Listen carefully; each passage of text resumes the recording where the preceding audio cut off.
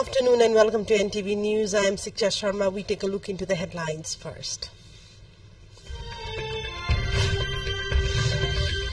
Nepal prepares to present its agendas on 30 different topics at the upcoming COP28. Prime Minister Daha to lead the Nepali delegation at the conference.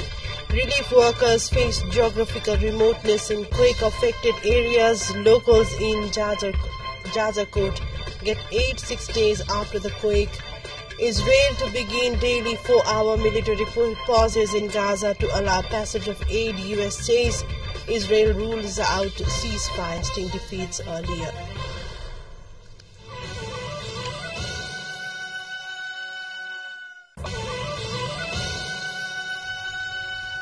Welcome back to NTV News. We take a look into news in detail now. The 28th Conference of United Nations Framework Convention on Climate Change, UNFCCC COP28, is being held in Dubai of UAE, and Prime Minister Pushpa Kamal Dahal is leading the Nepali delegation at the COP. The Prime Minister and his delegation will embark their journey to participate in the conference that kicks off on 30th of November and will conclude on 12th December. The 28th Climate Change Conference is the United Nations entity tasked with supporting the global response to the threat of climate change. The Ministry of Forest and Environment has started preparations accordingly to make the participation of the high-level delegation effective. Prime Minister Dahal's development management expert, Dr. Popular Gentle, informed about the participation of the Prime Minister at the conference. He also informed that Nepal is going to set up its own pavilion for the first time in this conference, and Nepal will have an effective and evidence-based program with more than 30 papers on different fields and subjects to be presented at different thematic areas of discussion during the COP28 there. Quake survivors of Jajakot Nalgad Ward No. 3 received tarpaulins to cover the cold 6 days after the quake destroyed their houses. Relief materials reached Nalgad late due to geographical remoteness. Materials such as tents, blankets, mattresses were provided to 500 households of Ward No. 3. Chandra Prakash Pun, a local of Nalgad, said that it was too late for the victims like him to get the relief, as the relief was concentrated at access points only. Various NGOs and INGOs have also contributed to distributing tents, mattresses and blankets to the families who were forced to live under the open sky after the quake. King Charles of the United Kingdom has expressed his sadness over the earthquake devastation in Nepal. The British Embassy in Nepal informed that King Charles sent a message to President Ramchandra Paudel and expressed grief over the loss of lives and property in Jajakot quake. The King further expressed his message that his thoughts and prayers are with the people of Nepal at this difficult time, and he wants to extend deepest sympathy and condolences to all the bereaved families and affected communities. King Charles also assured British government's readiness to support and respond to Nepal's need at this difficult moment. Let's take a look into a short break here. More news follows up next. Do stay with us.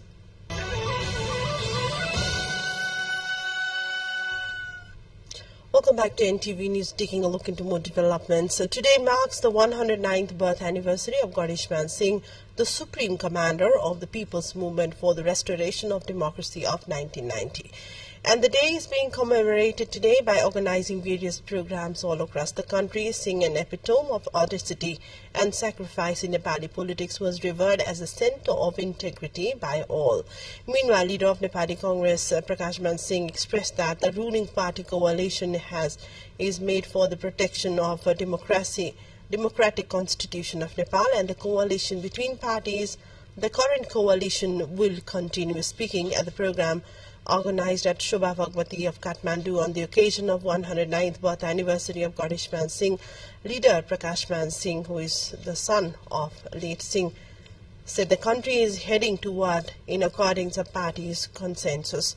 On the occasion, he reiterated that there is no basis to believe that the current ruling coalition will collapse. He also expressed his belief that the current coalition partners will move forward as per the agreement, and that the coalition was formed to protect the Constitution. He urged that all political parties should be active to strengthen federal democratic republic system established by a long struggle of the people of Nepal.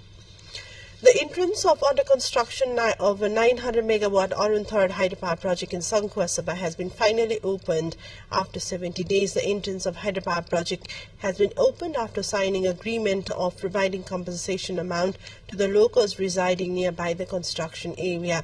According to Chief District Administration Officer of Sankhwasaba, Shivakumar Karki, the work has been resumed after consensus reached with the locals who were on protest since 2 months, citing the deserving compensation of remaining 45 ropanis of land. Locals forced to close the entrance of ntvithari hydropower project since the victims had been protesting on the road demanding compensation for the concession of the road section from Khadbari municipality for Chankuti to Chichiraruli municipality. To the cabinet meeting on 3rd of November had decided to deposit 500 million rupees of discount compensation at the deposit account of the district administration office by the developer company Satluj Jal Vidyut Nigam of India. And let's take a look into yet another break. Stay with us for more updates.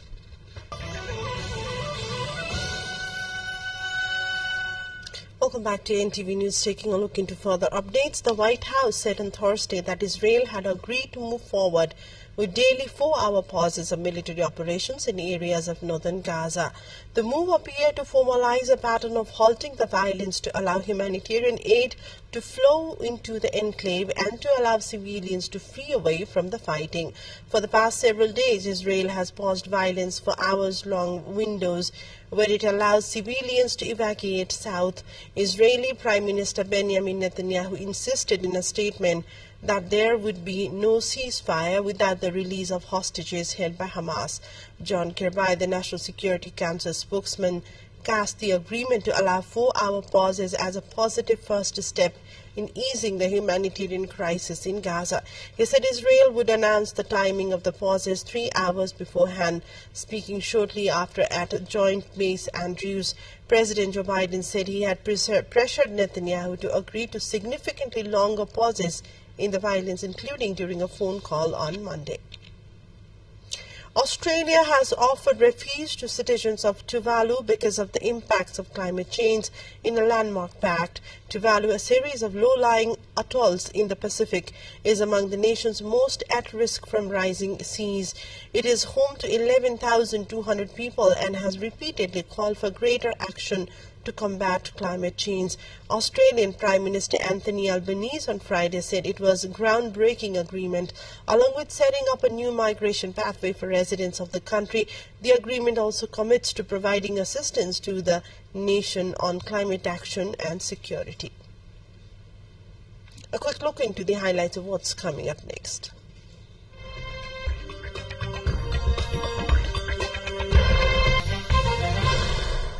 Scientists have found an ancient egg-laying mammal named after Sir David Attenborough for the first time, proving it is not extinct as was feared. An expedition to Indonesia led by Oxford University researchers recorded 4 3-second clips of the Attenborough long-beaked echinda.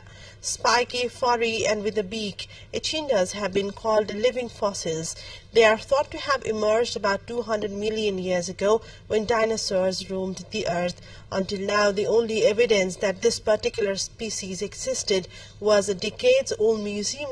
We take a look into the headlines as a reminder of the top stories.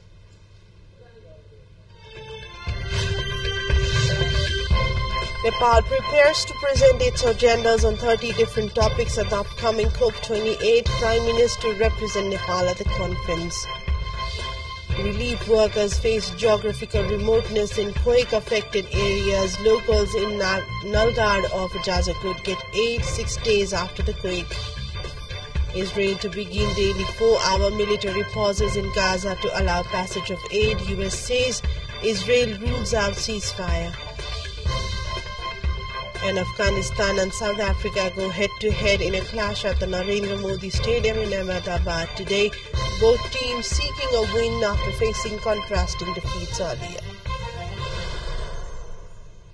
That's So for now, thank you for watching. Have a great day ahead. Namaste.